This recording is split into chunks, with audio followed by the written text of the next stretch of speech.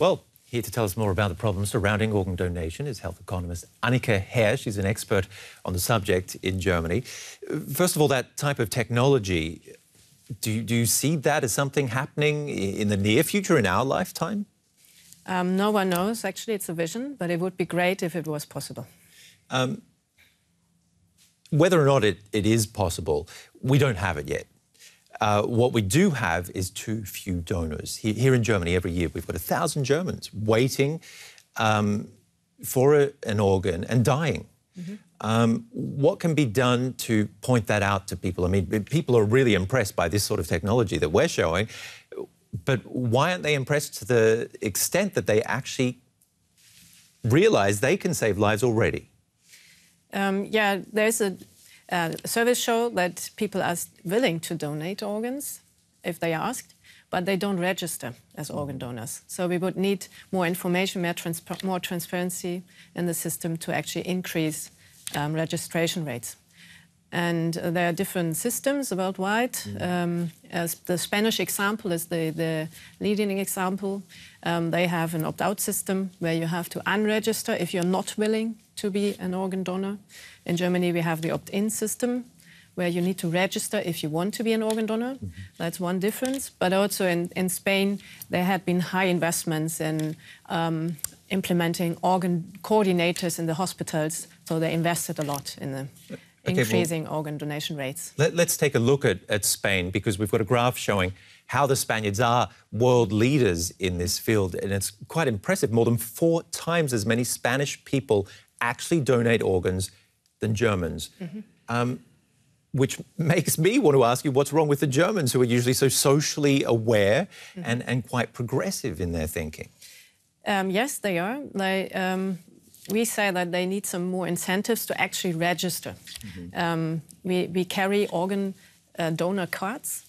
And first we would need a central registration system. That would be one point. But also we tested at the University of Düsseldorf, we tested in our lab whether we could improve registration rates with a new system, which is reciprocity. Mm-hmm. So if you register, you get bonus points on the waiting list once you need an organ yourself. Mm-hmm.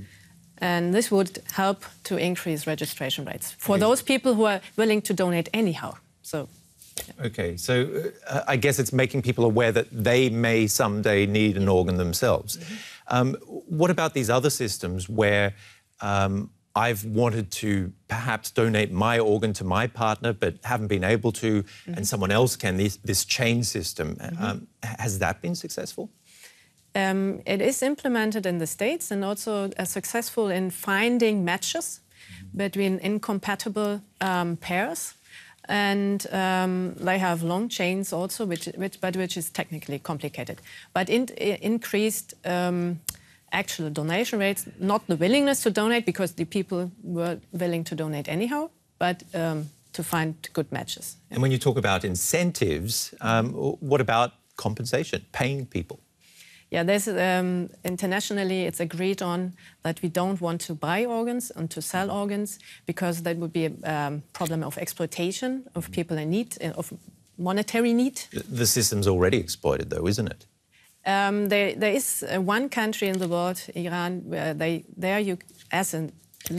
you are living in Iran, you can buy kidneys or livers, but this is not working well because these people are very unhappy. Like donors are very unhappy about the donations. But there are also other countries like India where you can buy even an eye from someone. Not legally. Not legally, of course. But I mean, this stuff goes on. We have to be realistic about it. Yeah, but this is not what we want. We want people to donate as a gift, because, yeah.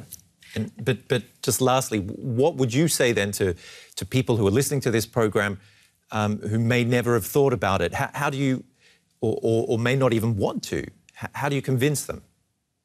Oh, that's a good question. What we propose is to inform better about what is a brain death, how it is defined, how does the whole allocation procedure work, does the organ get to the person who really needs an organ.